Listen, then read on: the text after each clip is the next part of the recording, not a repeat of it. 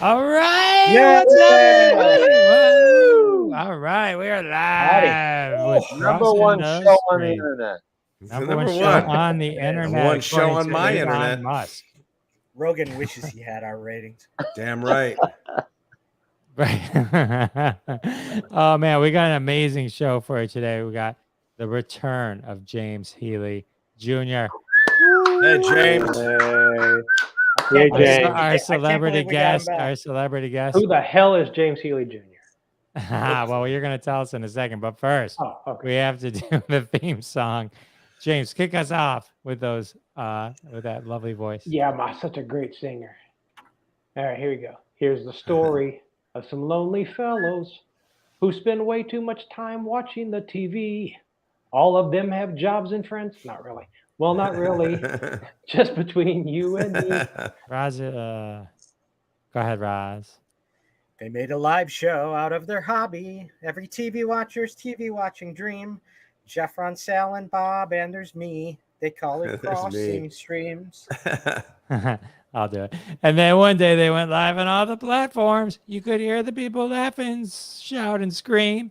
Still can't find another word that rhymes with platform. But man, we crossed the streams. Everyone, we crossed We the crossed the streams. streams. We We crossed the streams. That's the way we do it here. We cross the streams.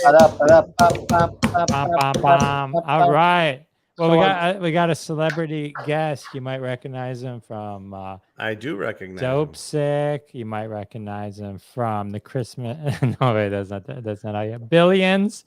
True Story, The Wonder Years. Look at you looking up my IMDb. I am right from now. San Antonio. The Wonder Years. It's the not. Wonder It's rare Years. that we have a guest that has an IMDb. Did Fred Savage touch you? Yeah, did Fred Savage touch you? He wouldn't even take off his mask. Disney said he couldn't. I got a picture with him on set, but he wouldn't even take off his mask. I'm doing Instagram Live, so I know the people on live right now are going, "What is he doing?" Because I'm not even looking at the phone. No, Fred was really nice, but no, he didn't touch me or anything. Okay. Did he touch Winnie? Because I'll be pissed if he touched me. I wanted to touch Winnie. We all did. Yeah. God. Which is really weird because I was a grown man. James is from San Antonio, Texas. I actually lived there for 2 years. San Antonio. My brother was born there. My dad was stationed in the Air Force there. Nice. My dad was in the military, Fort Sam Houston. That's how I met my mom. But we moved to Arlington in the Dallas-Fort Worth area, mid-'60s. Nice. Was that before I'm the going to be in Fort Worth Rangers? next week. Yeah, that was before the Rangers. Okay. You had GM. That was pretty much it. Six Flags, Okay. All I right. think was opening. Jerry Chacon. Jerry Coming in. loves Hey, Dope Jerry. Sick. What's up, Lee Jerry? says Lee, how are ya? What's going Lee's on, there. Lee? Lee's in the Good to house. see you, sweetie. Woohoo. James, tell us before we let's catch up with you. Like what are you working on now? And I know you got a show that you've been on recently and you're gonna cover that show. So we won't talk about that. Oh, okay. One. But what else you got? What are some of the other cool things you're working on and coming up? Well, it's like always, there's things I can't talk about. Sure. But I did an indie He's film in up the in agency? Ohio. No, I did an indie film up in Ohio. I had to go up there and do this film. It was great. It was really weird. It's just I don't know how to explain it. It's a political satire. Basically, if all those rumors, all those conspiracy theories were true, this is the kind of things that would happen. And but it's also a horror movie, and it's gross and a lot of horrible violence. I played a father with dementia, so that was easy because I couldn't remember my lines most of the time. So, the only other thing, I did that episode of Bull, which aired about a month ago. Really nice guest star role on that. Lou Diamond Phillips directed it, which was great because we went to college together. And that's it. It's been that movie's been on all month. Oh my God! And the Young Guns things have been going on. Oh, I love Young Guns. But I've got a film that I'm, well, it's not a film. It's a Sony Studio limited series, 6 episodes, and I'll be in 5 of the 6 that I'm getting ready to head out of town to work on. Nice. I'll be playing the father of the lead female. I'm at that age where I play a lot of fathers now. So that's kind of it. Other than that, I've had some really great auditions. I'm waiting for that Scorsese film that I did last year to come out, but that's probably. Can you talk about that? What is that? We're huge Scorsese fans here. That one is Killers of the Flower Moon. Oh yeah, that's right. Okay. With Leonardo DiCaprio and Yeah. Jesse Plemons. Wow, that'd be great. I only had one scene, but it was with De Niro, Yeah. and Nice. it was great. And Marty was wonderful. As soon as I got on set, I had to shave the goatee off, and first thing he did was apologize that I had to shave. Luckily, I had time to grow it back for my next project, but I don't know how it's going to turn out because I went in with only the one scene, and I only had 3 lines, but they were with De Niro. But they like to ad lib and start changing things. And so I could look like a really expensive featured extra by the time it hits. Yeah, you never know. Yeah. So, I mean, at one point he even looked at me and said, because the dialogue had changed, he looked at me when he's arguing, he goes, "You got anything to say?" And before I could say anything, Marty went, "And cut." I was like, I hope I don't use that thing. Should have said, "You looking at me?" I'm Should have sorry? said, "Are you looking at me?" Yeah. I'm walking here. So, yeah. Yeah. So that's it. I like how he's Marty, but Leonardo is still Leonardo. I got a head bob from Leo. That's all I got. He was leaving as I was walking onto set. He was lighting a cigarette. As I was walking in, he was walking out. He's lighting a cigarette, and he just goes. That was it. That's all I got. Did you call him Leo? No. And I didn't call De Niro Bobby either. All right. But we had a nice little conversation because Lou Diamond Phillips again is one of the owners of the Tribeca Grill with De Niro. I didn't know that. Okay. And so when I was Cool. going to work on the set, Lou had actually told him I was coming. So we had just a nice little conversation about Lou and how Lou and I knew each other and everything. That's good to Awesome. know that Lou Very kept cool. some money from the La Bamba days that he was La, able la, to la, invest. la, la. Luke's still a for hard-working him. actor. He's still doing Yeah. it. Yeah, all yeah, right. he's working all the time. And he, like I said, he directed the episode of Bull that I did. So that was cool. All right. Awesome. All right. Well, this is a couple of things. Everyone, welcome. We're excited to have everyone at Crossing the Streams. We answer the question, hey, what should I be watching next? And in some cases, what you shouldn't be watching next. And Yes. Bob has a very stringent warning coming. Oh to my your kids. Lord. But before we get into all that, let's give a second for Ukraine. Let's remember they're fighting, and let's put our thoughts to them for just a minute. Absolutely. And of course, on the flip side, and we got a couple people. Let's do our drinking game rules as you play along. So if anyone drinks on the show, you drink. That's usually Sal or Bob. If there's a technical issue, drink. Hey. If you have to be asked what platform or show is on, drink. If we put your name up on the screen, drink. If we forget someone's name, drink. If the person talking about the show happens to be in the show, drink. Okay, I did a special one. That was we call it the James Healy rule. So last week we had an awesome. I wasn't paying attention. What did I do wrong? Oh no, you were all good. You were good. Okay. Last week we had just a kind of a Star Wars retrospective show, which I think was really great. It's episode 73. This is episode 74, if you can believe it. But go check out episode 73, the Star Wars episode. It was really great. A lot of great points of view and discussion. We got a great show for you today. We got I Love That For You. We have Bull. Yeah. Wait, who's that in the picture? And we got Queen of the South.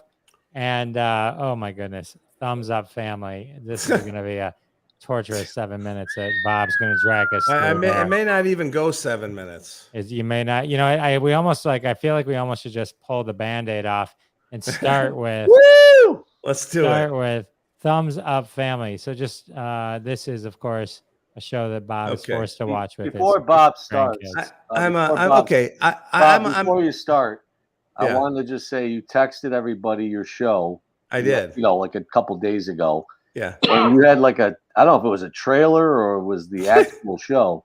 Yeah. But I watched 3 minutes of it and then went to my colonoscopy very happy. It is a colonoscopy, this show. It is. It's a no. Thanks for the lead in, Sally. I'm going to look at the time here. It's 9. Okay, it's 9:40. I don't know how I can talk about this because I don't know how many adjectives I have to say. This is a piece of shit. Now, okay, we're here on this show, and we've been doing this for a year and a half now, Jeffrey. 73 Well, episodes. lay the groundwork for. I'm going to. You know, like why you watch it. I'm going to, but I want to first lay the groundwork for what Crossing the Streams is all about. That we watch and we dissect and report and give opinions on the things that we watch. And usually it's a it's a thoughtful commentary. Whether the show is good or bad, we talk about what we liked about it, what we didn't like. Most of the time, I'm going to say 80% of the time, we like what we've spent time watching. Is that about right? That's fair. Okay. Yes. Every so often, something comes along that is so horrid, so horrible, so wretched that you have to share it with somebody. And this is obviously not something I would have ever watched on my own. Not because I'm a snob. I don't watch a whole lot of TV, but I like watching the good stuff that we all like, right? But I have grandsons. I have 3 of them, and they're 6, 5, and 2. And my 5-year-old and the 2-year-old love this show called The Thumbs Up Family that you can only see on YouTube. And now that should tip you off to what a piece of garbage this thing is, because literally everything. I mean, my comedy clips are on YouTube. Okay, you know what I'm saying? I just throw them up there, and they don't even ask me for them. So it's such a bizarre. I worry for my grandson. Okay, his name is Asa, and he's so obsessive about this show. He doesn't really understand what's going on, but he understands more than I do about what's going on. These are 2 parents who are the worst actors in the world. They've been doing this show for, I think, 10 seasons. And I think it's all shot on, their iPhones or whatever. But somehow they managed to integrate special effects in this, and some sort of production values. Let me introduce you to the cast of non-characters. There's Jaden. He's 13. Okay, he's high functioning autistic, and they make a point of saying this. Corinne, who is 10, and Sebastian, who is 6. Now, I don't think Sebastian was around when they first started this thing. The parents, okay, this all takes place in Elliott City, Maryland. It could be in the desert for all I care. It doesn't matter. The thing is so unbelievably bad. Even if you just look at, okay, their core audience is 4-year-olds. It's bad even for 4-year-olds. Okay, now I've watched so many of these things while I'm sitting there with my phone, and my grandson Asa is just transfixed at this. And it got to the point where I said to my daughter, I said, he can't watch this anymore. This is so disturbing, not because of the bad acting. By the way, the parents' names, you have no idea what they are. You can even Google them. Thumbs Up Family parents' names. You will not find their names. You know the kids' names. You have no idea who these parents are. I don't even think they're real parents. I think they're the grandparents from The Visit, that Shyamalan comeback movie, from 6 years ago, which was awesome, right? These sundowning crazy thing. So they in 10 seasons, I don't know what that translates into YouTube. Maybe that's 6 years, maybe it's 2 years. None of them have learned how to act. None of them have learned how to read It's like a week and a half. A week and a half. It could be. But the truly disturbing thing about this is these parents are just shoving these kids out there on YouTube for the entire world to see, and they have utterly no idea what's going on. And the parents have concocted the strangest, the most disturbing storylines that include this creature called the Doll Master, who, and I'm not kidding you when I say this, who possesses their 10-year-old daughter, Corinne. Okay? And Jaden, who's autistic, has to react to this. And Sebastian, who's 6, also has to do this. And the parents, you got that up there. Okay, you're watching this. Yeah, I've never heard of it, so I'm like, It- what the hell are you talking about? It's an absolute nightmare. But you have to watch at least a few episodes of this. Now, the Doll Master leaves these, these weird clues and dolls around their house as to the disposition of Corinne. She's been kidnapped. They can't find her, and then they find her, and she's possessed. She's 10.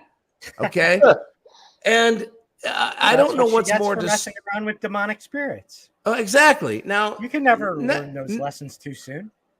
yeah, never mind that the Doll Master looks like who was the villain in the I had this memorized before we started the show. He was Jigsaw. The Doll Master looks like Jigsaw. Mhm. Okay.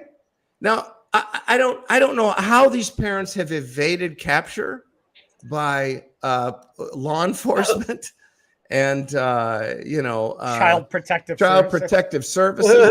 But these shows just keep coming out one after another, and you owe it to yourself.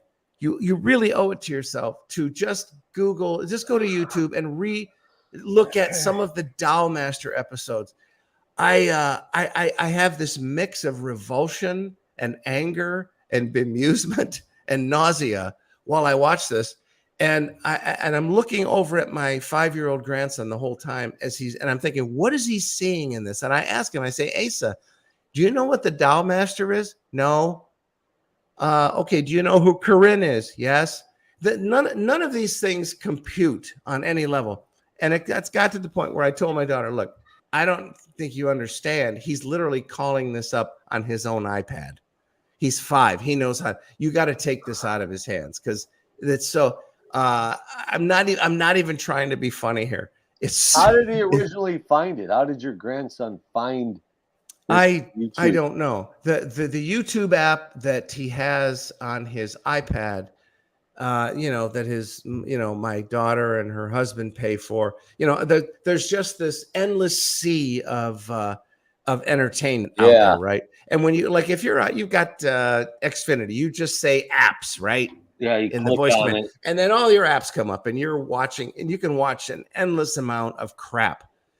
And somehow he found this, and I defy anybody to watch this and not walk off with a desire to call social services. This is how the horrible. lizard people recruit our children, right? Yeah. I will say that at least the makeup, like of the doll maker, the cuts in her face and the cuts in her face. Right. I mean, it's done very well. I'll give them credit for that. So makeup wise, they did a nice job. But, they probably, the kid, just like I've done it. I've searched for something on YouTube and it makes suggested YouTubes that he probably just did something and suggestions popped up, which you have to be careful of because the wrong things can pop up at the wrong time. The last thing that I can mention about this show is that it didn't exist prior to 2016. The only thing I could find about these secretive parents was that in 2016 there was some sort of tragedy that befell their family and their domicile in Elliott City, Maryland, and they put together a GoFundMe and then somehow came up with this idea to make money, and it's making them a boatload of money. So whatever trauma they experienced, I feel sorry for them, whatever, I don't know what it was, but they've long since gotten over that and are now traumatizing their children and the children of all the Western Hemisphere. See, and I've gone about this. I've gone about my career obviously the wrong way. I was a theater major in high school and college, and I studied with all these acting pros and all this stuff. When I should have either just been like a guitarist on some band or in the WWE or created a YouTube video 10 years ago, and maybe I'd be a star by now. Yep. Yeah. Who needs Strasbourg? Just go to YouTube. So that's all I have to say about this. I will not watch it. Jeff, put up Jerry's last comment. There was okay. There was a point in my life though when when you watch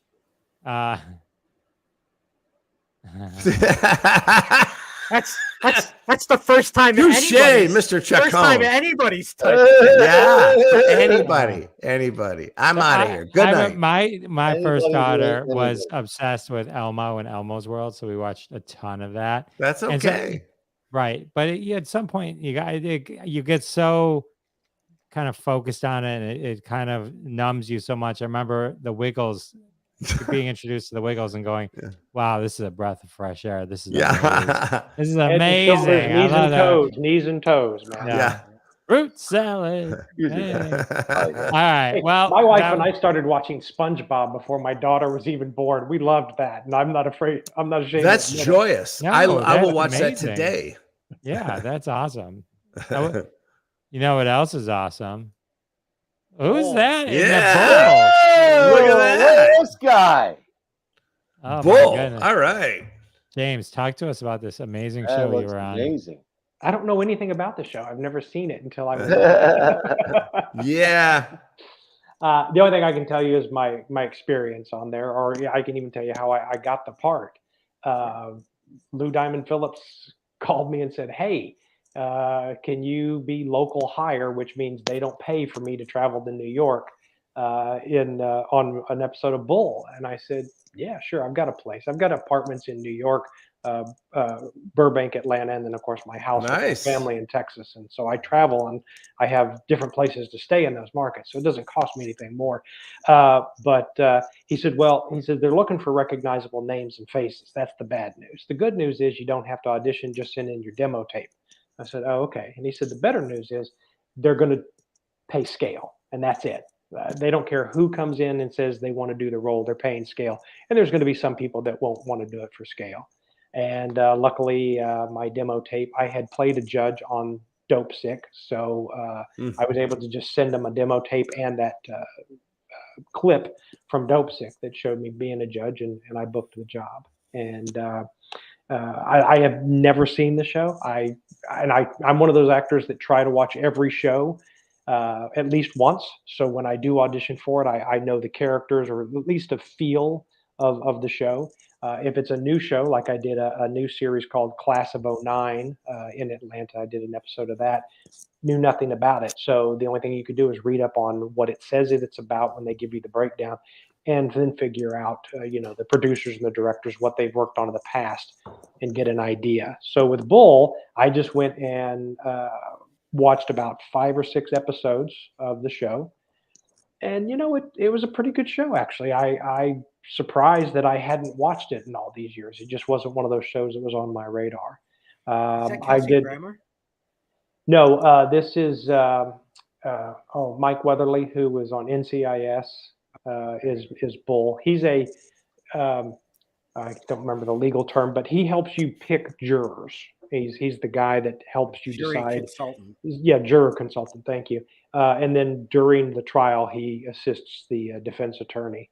And Chris Jackson was the defense attorney, and Chris played General Washington and President Washington in Hamilton on Broadway. So that was really cool to work with him. And they were both very nice, but most of my time was spent with Chris, and he was just a joy to work with. Oh yeah, I know him because I saw the movie Hamilton. He's great. Yeah, really nice guy. So all right, so what? All right, so this show is basically it's one of those shows where every week it's just here's another. Every week case. there's a new defendant, and they have the running storylines of his love interest and another woman who's having an affair with a guy that works in a museum, things like that. But yeah, every week there's a new defendant that they have to defend his case on. What was great about this one is the judge that I played. This wasn't just a sustained, overruled, may I see you in my chambers. There was actual back and forth. This judge at first they thought he was racist because the defendant was Hispanic and he was being a real hard ass. And then they found out that really what it is because the defendant was accused of killing a person, burning down a barn that killed a horse, but also killed a person. And this guy, the judge, was a real animal lover. So he was very hard at first. And then when the defendant gets up and gives his speech, about how he loved the animals and how his life changed when he started working at the barn and the stall on the ranch, and then became a jockey and all that. The judge lightens up a little bit on him, so it was nice. And then of course Chris and I had some yelling that we did with each other because I didn't like the way he was doing his cross examination. So, all right. So you're Judge Grant, Mhm. a judge with a heart for animals. And then, important question: how many times did you get to bang the gavel? Twice. I had one where that's where Chris and I were going after it, and I told him that I was stopping his cross examination. He says, "You can't stop me," and I'm like, "I can," and I did. And he's like, "Your Honor, I can." And I said, "It's over. Sit down." And he goes, "No, I'm not going to do." And that's why I went, "Counsel in my chambers now." All right. That's Yes. why I really Right. Did you slam it yell down. order in the court? Because I've always No. wanted to do that. No, I'd never, say, never. I'd be like, In I my object. chambers. Ooh. I object. In my chambers. chambers. And that's where we Right. find, when we go to the chambers, that's where we find out he's an animal lover, because his dog is there and he's talking to the defense and prosecutor about this man that he's going after is a victim here. And then he starts talking about his dog, and of course Bull, the lead, being intuitive, goes, "Aha, the dog, he's an animal lover. That's the side we need to go after on this guy, so that we can get the judge on our side." So That Bull, he's got an ace up his sleeve, no matter he's such what. a smart guy. Yeah. Wait, so how that's many- nice.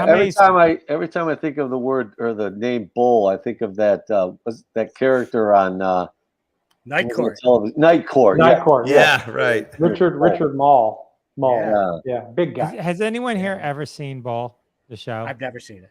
No. Isn't it weird how like shows can exist like this? This has been on for 6 seasons, 6 seasons, yeah. 7 years, 123 episodes.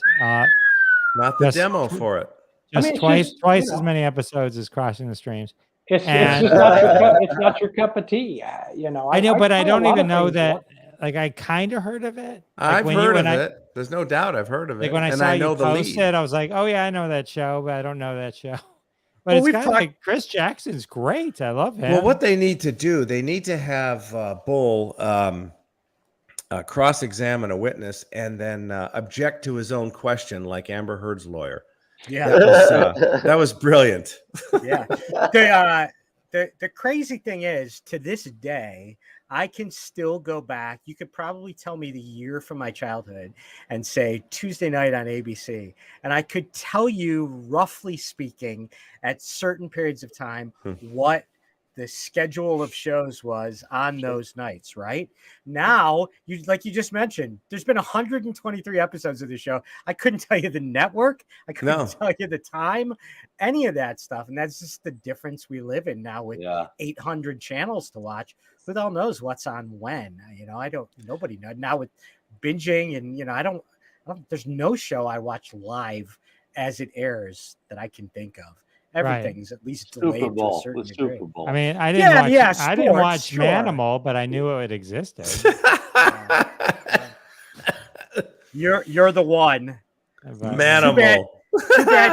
Too bad you weren't a Nielsen household back then. Yeah. Could've A lot of saved people it. don't even know who the Nielsens right, well, are anymore. Oh, I know. So Go ahead, it's Bob. fascinating nonetheless. No, Shane. James. Oh, it's so awesome. I want to ask James a question. So you take your show that you were on takes it's a different case every episode, correct? Yeah. Like it's a different, So you're probably going to have an episode where there's a 6'9", 360-pound criminal who escapes with a sheriff. Right, that's coming soon, right? Well, that's what's so weird is, and you're going to talk about one of those other shows later on, but there's two films coming out. Well, there's one right now that's out called The Offer about the Godfather, and then there's another one coming out that is mostly about. I just went blank on his name. Francis Ford Coppola. It's mostly not on Francis Ford Coppola. Who's the writer?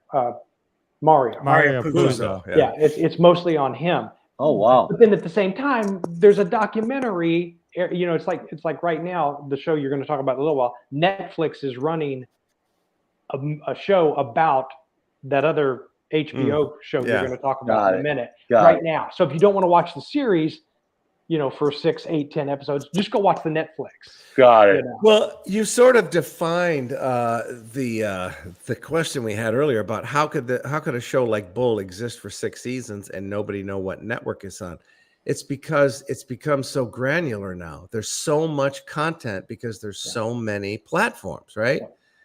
And yet nobody can keep up with them. And there's a lot of good stuff that I miss. You know, I'm sure Bull is a good show, but I don't know how to see it or where. I talked to my lawyer friend today, and he said Bull's not a good show. He said, "Oh yeah," he said, "I saw your episode." He said, "That's a really crappy show." But he's it's just like me being, you know, a retired cop. When I watch cop stuff, I'm like, no. Yeah. Oh, I can't No. watch cop stuff. Those Yeah. are that's a good series of there's a good series of videos on YouTube that are where like they ask retired Navy sub commanders. They show them like 8 submarine scenes from movies and ask them the reality, you know, how realistic those are, or military explosives experts. They ask them about explosion scenes in action movies, stuff like that. So I've always as a you know, I've been acting since I was 15, but I was a cop for 30 years, chief of police my last 7, and I give them the benefit of the doubt. I give them the creative, you know, they have to have some creativity outlet in which, you know, you got to give. But then there's just some times when you're like, this is so wrong that no one would ever do this. This would never be said. This would never be done this way. And that's the part that just drives me crazy. You know, that's a good point. I have for years been upset that there has never, and I mean never, has there ever been a good movie about stand-up comedy. They never get it right from, you know, all the way back. I mean, Punchline was so awful. They had lockers. They had a locker room. Are you shitting me? In a comedy club, really? And Sally Field, you know, and Tom Hanks. It was so bad. And we didn't we all have hopes, you know, Jeff and Sal, when Funny People came out, which was like more than 10 years ago.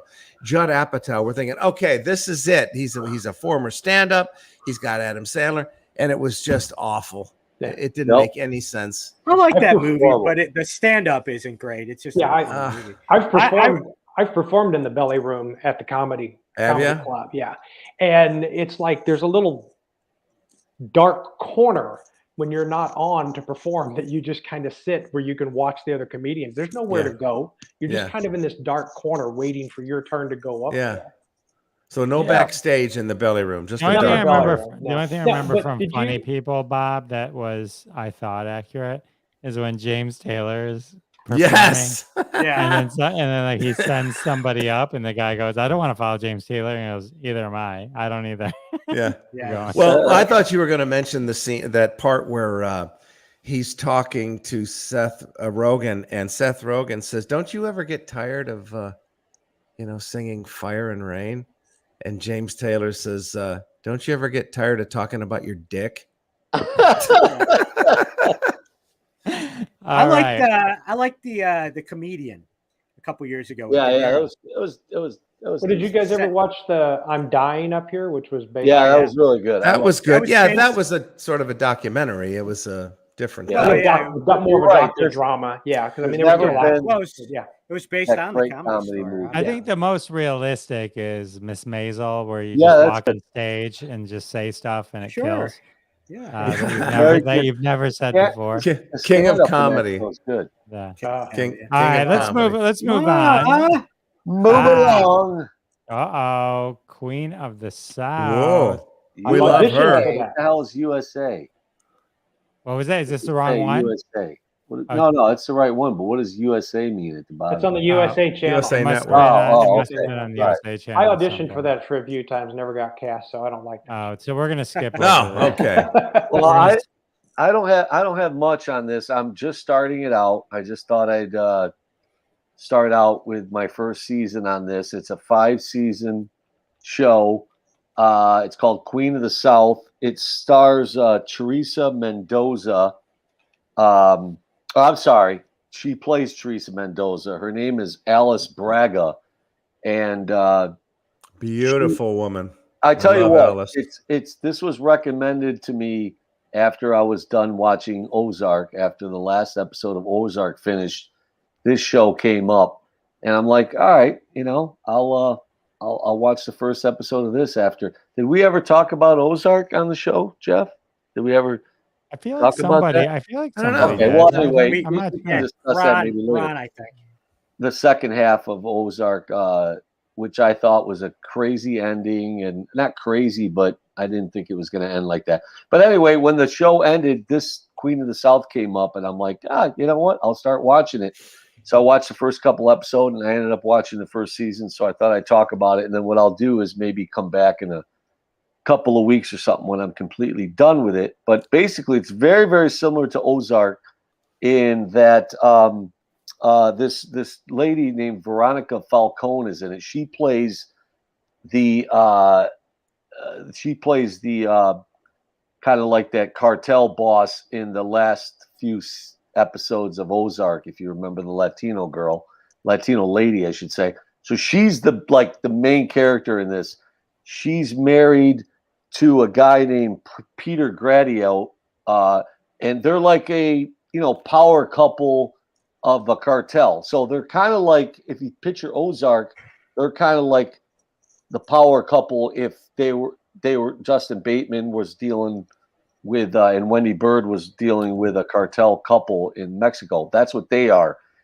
But they're not getting along. They kind of get separated, and now they're kind of fighting against each other with their own people. Like she has her own people, he has her own people, although they're trying to kind of screwing each other behind their backs.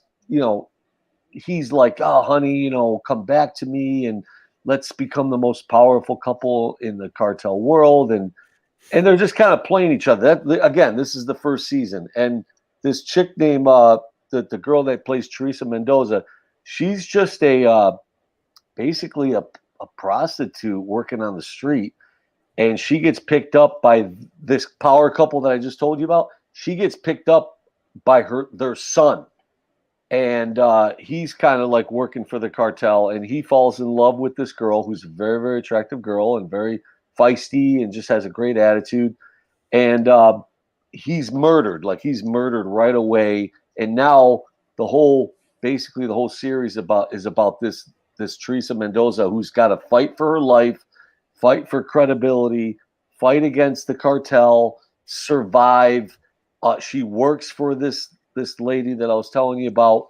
And basically the whole concept of this series is her moving up the ladder. And every episode ends with her talking to her future self. And her future self is like this big boss. So she obviously becomes the head of everything, the head of the cartel. But you're kind of seeing her life progress to that point. So she doesn't die in every episode, but it's very good. I really think it's as good as Ozark.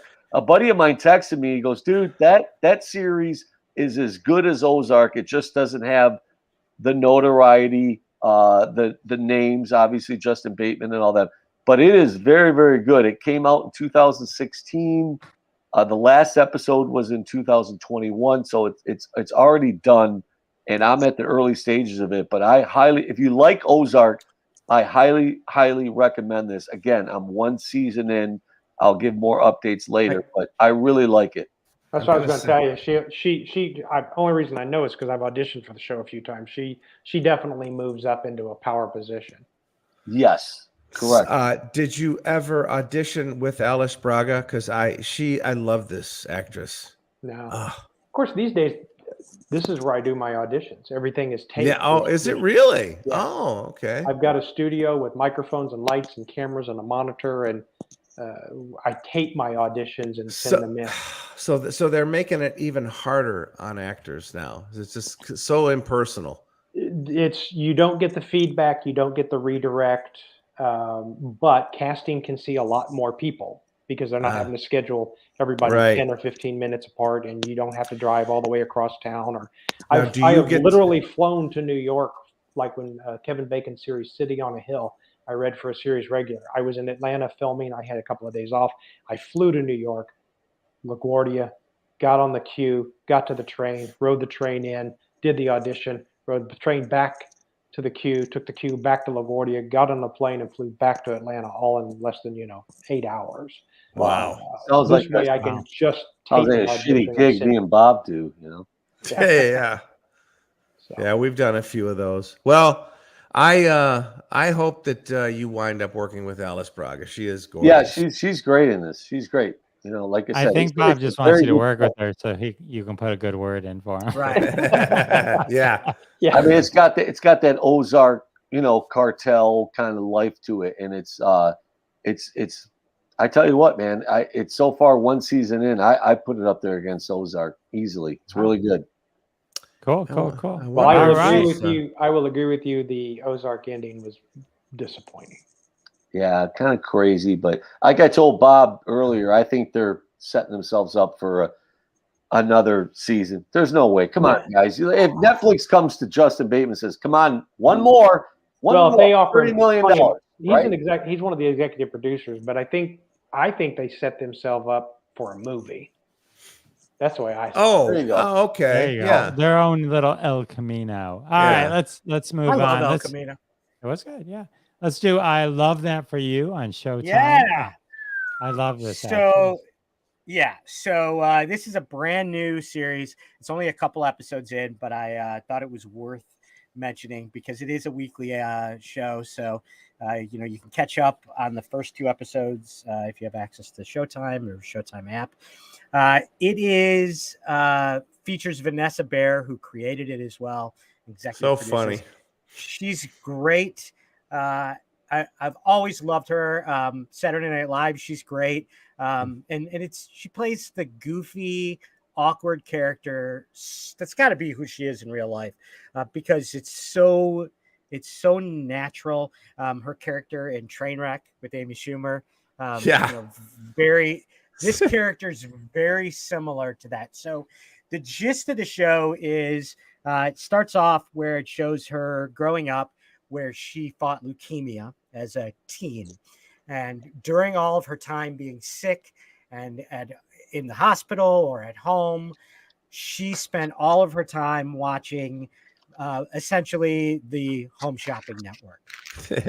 Whatever, I can't remember, SVN, I think is what it is. And she watched Molly Shannon's character, especially, who is the queen of the shopping network for 30 years. And she just idolizes her. And she practices being this character over and over. So she, when it flashes forward to her adulthood, she's basically giving samples at Costco, doing Home Shopping Network, like, look at these lovely pigs in a blanket, just talking like that. And she somehow finds out there's an audition for a job at the network, and she does an audition and she nails it and she gets the job. She shows up and is immediately thrown into how are you going to perform? And they basically try and ask her, well, what's your shtick? Everybody's got a shtick. And she's got nothing. She's trying to come up with stuff. And she's like, I'm your pal. And it's just so awkward and uncomfortable. And at the end of the first episode, the woman who runs the network is going to fire her. Yeah. And she says, you can't fire me. I have cancer. And they're like, whoa. And then it flashes to her on doing the next show saying, I'm fighting cancer and these things really make me happy. And that becomes her shtick. And then as you get into the second episode, it's really about her struggling with whether she should tell the truth or not. And then, of course, by the end of the episode saying, screw it, I'm all in, and embracing it. It's a really cute little show. There's some really good character actors, I think. The woman who's going to be her nemesis is a woman who's an absolute ditz, but really made to sell on the network. There's another character who's kind of who's the cooking expert, who's kind of a country bumpkin, and then Molly Shannon's character is just great. She's been there for 30 years, has gone through a divorce, kind of struggling in her personal life and trying to reinvent herself, sort of, even though the network doesn't want her to. So I think it's going to play out really great. And like I said, Vanessa Bayer is just so good. She's so awkward. Is. Always loved her. It's one of those. She's one of those characters where it's just cringeworthy and hysterical at the same time. You're Love like, it. oh, why are you saying that? It's just who she is, and it's great. So it's all over her face. I'm sorry. Go ahead. It is her. She's a great physical. She's a great physical comedian. Not a pratfall physical comedian, but just facial movements and hand gestures. She's really, really good. And you feel her being awkward, which is great. The co-creator is another gentleman. I forget his name right now, but who was Saturday Night Live writer when she was there for a few years, 4 years. Jeremy Byler. Yep. I'm torn because I was not a big Vanessa fan, but I loved her character when she was on the last season of Will and Grace, and I really loved her on Brooklyn Nine-Nine. I thought she was great in that. I don't care for Molly Shannon. Molly Shannon just makes me go. It's like everything for me with her is just this is one performance. This is all she knows how to do. She is over the top, but I will say that personality wise, this character seems to fit her personality a little bit. So like, was I just flipping through and saw her in Night at the Roxbury was on the other day, and she plays the woman that Will Ferrell leaves at the altar in that. I love Vanessa Bayer as the bar mitzvah boy. And, and I think she did the Miley Cyrus show too. And classic. She's got that toothy smile where she's all like, she's just so awkward. I love watching her because she makes me uncomfortable for her, Yeah. Very cool. Yeah, I love her in Trainwreck. She's so good in Trainwreck, and I just loved her on Saturday Night Live. I think it's going to be a good show. I was reading the IMDb. I was totally mistaken by one character who I thought was somebody that was in something else I love. The guy that plays Darcy, the network head's assistant, I could have sworn was one of the mortgage bankers from one of my favorite scenes in, of course, The Big Short that Ron and I talk about all the time that we love, but it was not, surprisingly. So, James, I wanted to mention too, it's funny, you talked about how it always seems to go thematically, that there's always, one sitcom, one movie, and one documentary that are all somehow related to the same story, or with The Godfather, for example. We're going to talk next week, little spoiler alert, but we're going to talk about Winning Time on HBO, and I watched finished that. It was great. And but at the same time, I watched on Apple TV Plus, they Call Me Magic, a 4-part documentary, which is essentially the same story. It's got a lot more after Winning Time, obviously, but it certainly covers it, and you just look at it from a totally different perspective. But I will tell you I'll save it for next week. Not to. I was going to say, because there's The Girl from Plainville, which is on Hulu, about the girl that told the boy to get back in the truck and kill yourself. Yeah. There was 2 of those that came out at the same time. When I did Manhunt on Netflix about the Atlanta bombing. Olympic bomber. There was a movie about Richard Jewell. I mean, it was the same thing, but it focused on Richard Jewell. The other one focused more on But when it's the girl from Plainville and I can't remember the other, they were exactly the same. And at the same time, there was a documentary going on about who this girl was and how she killed. The something about Pam that just came out, that just finished here recently with Renee Zellweger. There was 2 movies that doing approximately at the same time. Theranos. There was a couple different Theranos pieces. 2 documentaries on Firefest. Come on, people. Yeah, at the same time. One was significantly better though. One was done by the actual group. That's why it was a little more favorable. Yeah, the Netflix one was better, I think. Yeah. We never talked about Severance, did we? We didn't. I haven't. No, okay. So let me. You did. You mentioned it last week. I mentioned it. So all right. So let me talk about it real quick because it's not going to take that long. I have very specific and concise feelings about this. So I was told to watch this. They said it was brilliant, and it was like oh my God, why am I the Black Mirror episode? Did any of you guys see Severance? Yeah, no. I watched all of it. Okay, so this is my opinion of Severance. Is one, the concept of the show is brilliant. The basic concept is they put something in your head and you have a work life and you have a home life. So when you walk into work, literally you don't remember anything of your outside life. You're in they call it innie and outie. When you're in that's your life. And then when you walk out, you remember nothing about your work and you're just connecting. You drive home and you have your family. So there's 9 episodes of this. Okay.